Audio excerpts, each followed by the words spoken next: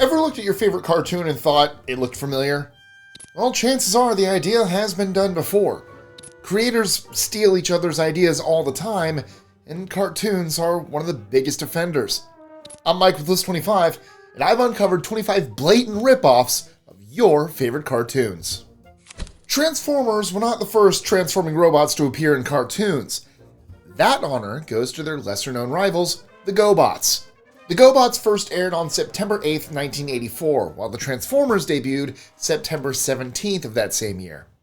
Both were ripoffs of even earlier Japanese toy lines, but it was the Transformers who ultimately came out on top. During the 80s, G.I. Joe was the cartoon to watch. Known as Action Force in the UK, the cartoon spawned a toy line that's been popular ever since. Naturally, it's had its fair share of ripoffs, but one of the most subtle was the animated series M.A.S.K. It centered around a group of highly trained individuals who fought crime in futuristic vehicles. Cars, trucks, boats, planes, they had it all. Those vehicles had a handy way of transforming and serving another purpose altogether. A car might grow wings, or a motorbike might sprout a cannon. The fun was endless, and the toy line was just as epic. And I actually have one. I cannot find it. What you didn't see is I ran around trying to find it during this one. So I have the toy car that grew wings. It's purple. It just moved back to my hometown of Tampa. So it's somewhere. I just don't know where. I'm so sorry. The Snorks might look like a ripoff of the more popular Smurfs cartoon, and well, that's for good reason. Its creator, Freddie Monicandem, made a deal to use the Smurf characters in an animated series, but creative differences meant it never happened. So, Monicandem made a show of his own, and it was almost identical in every way. Swap the setting from a village in a forest to a village underwater, and that's about the only difference you get. The Snorks didn't win over audiences like the Smurfs did, but it has become a cult favorite over the years. If you think the idea of cartoon violence was something that was started by Ren and Stimpy, then think again. It's nothing more than a ripoff of a much older cartoon that set the bar for everything else that followed. Long before Ren and Stimpy were conceived, the kings of cartoon violence were Tom and Jerry. Their crazy adventures have endured to this day, inspiring cartoons just like Ren and Stimpy. Yeah, but will they teach your grandmother to suck eggs? I don't think so. Some ripoffs are so blatant that they've caused controversy and left millions of kids heartbroken. At the height of its fame, YouTube's Super JoJo had over 20 million subscribers. It became an overnight sensation, and the kids were hooked. So, how come the channel was taken down by YouTube? The answer was pretty simple. It was a blatant ripoff of another, even bigger sensation, CoComelon. The similarities are striking, and after legal action was taken, Super JoJo ceased to exist and is now nothing but a fun memory. Beyblade could feature twice on this list, not only as it's a ripoff of Pokemon, but it was also made to sell toys. Using the same trusted formula as Pokemon, it features a boy who is destined to become an arena battle champion. Although it doesn't have the same cute little monsters as Pokemon, its similarities can't be denied. There's a fine line between being inspired by an idea and ripping one off, and the next cartoon on today's list balanced along that line perfectly. In the 90s, mutated anthropomorphic characters were everywhere. It started with the Teenage Mutant Ninja Turtles, and the craze was nothing short of a phenomenon. Naturally, they attracted some unique but obvious ripoffs. Perhaps one of the most popular was Street Sharks, which was so similar to Ninja Turtles that they could have shared the same universe. I love TMNT, but Street Sharks was still very jawsome in their own right. Oh, I miss all those toys. I literally had both sets, and by sets I mean TMNT and Street Sharks. There were way more than 2 sets of each. The Mockbuster. The chance to watch a low-budget ripoff of your favorite Hollywood movie. But Mockbusters are a different kind of ripoff altogether, whose only aim is to make money from an already popular movie, by reproducing it for as little money as possible. Asylum Studios are masters of this art, with the humorously titled Transmorphers being one of the most famous. The worst of the worst came from Brazil, when one studio decided to make a movie called The Little Panda Fighter. It's one of the worst animations you'll ever see, so good luck sitting through that one. If you do manage to watch the whole thing, tell me what you thought about it and how it compares to the superior Kung Fu Panda. The little panda fighter. It's been canceled twice and left many viewers in shock with its on-screen antics, but for over 20 years, Family Guy has been on top of the TV ratings and is still going strong. Many will say it's inspired by The Simpsons, but at List 25, we think it's a clear ripoff. It's pretty much just The Simpsons with dirtier jokes and a lot of swearing. Although again, both are fantastic. Sorry, Seth, don't come at me, bro. At least Family Guy characters weren't yellow, because, well, that would be too obvious, right? The Samsonadzes even sounds like a ripoff from The Simpsons. Featuring yellow-skinned characters, this cartoon from Georgia, the country, not the state, was just another clear attempt to cash in on Springfield's favorite family. It didn't do so well, only broadcasting for a year before disappearing into the void of forgotten cartoons. What you might not realize is that the show it ripped off is a ripoff itself. The family sitcom was something that normally appeared in live action and in front of a real live audience. But in the last 30 years, more and more cartoons are basing themselves around the same family formula, and The Simpsons is the top of the pile. It's looking like the show could run for 5 decades if it keeps going the way it is, which is an astonishing feat for any TV show. But did you know it's a clear ripoff of a famous 60s animation? That's right. The Simpsons would be nothing if it wasn't for the original cartoon family, the Flintstones.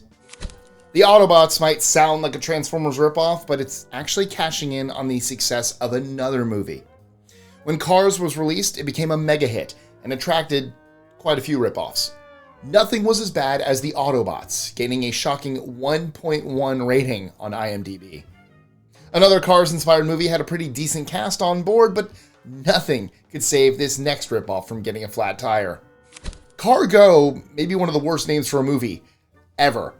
It's clearly a blatant ripoff of Cars, and it's not even trying to hide it. Even though it stars Melissa Joan Hart, nothing can stop this complete dud of a movie running out of fuel pretty fast. Poor Nemo. Ripped off in the most shameless way, left, right, and center. But none of them compare to the imaginatively titled Go Fish. It's clear this is just another shameless ripoff and destined for the bargain bin. Go Fish. Go figure. Even though this cartoon was made by the makers of He-Man and the Masters of the Universe, it was still a ripoff. The premise was simple. Let's make He-Man, but for girls. It was a pretty popular show in its own rights, but never quite reached the fame of its more popular, older brother, He-Man. Even the Muppets weren't safe from obvious imitations.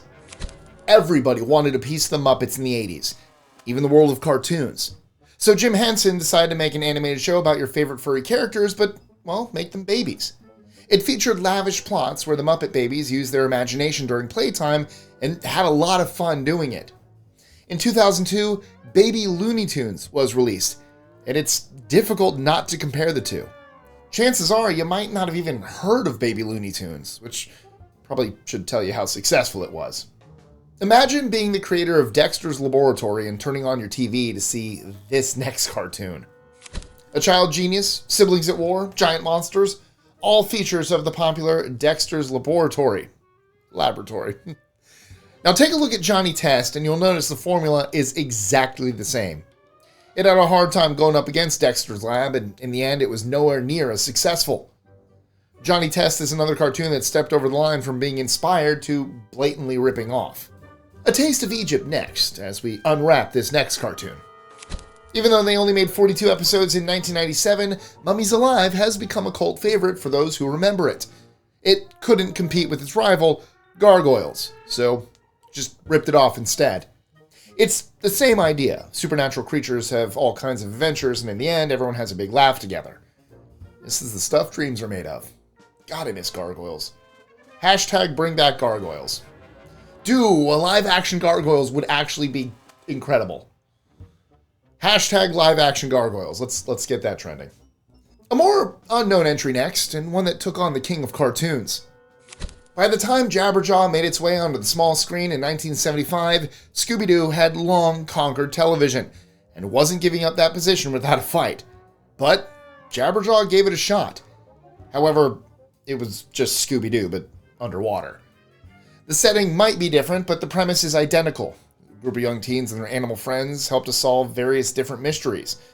It didn't really take off and was sent to the animation void after only one season. Zoinks! If you're going to take on the 6-time Emmy Award-winning Powerpuff Girls, you gotta do it right.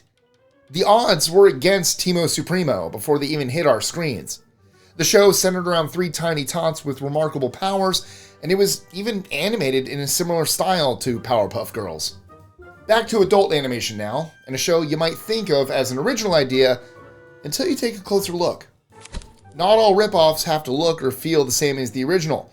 Sometimes it's the idea that's appealing, and South Park wanted in.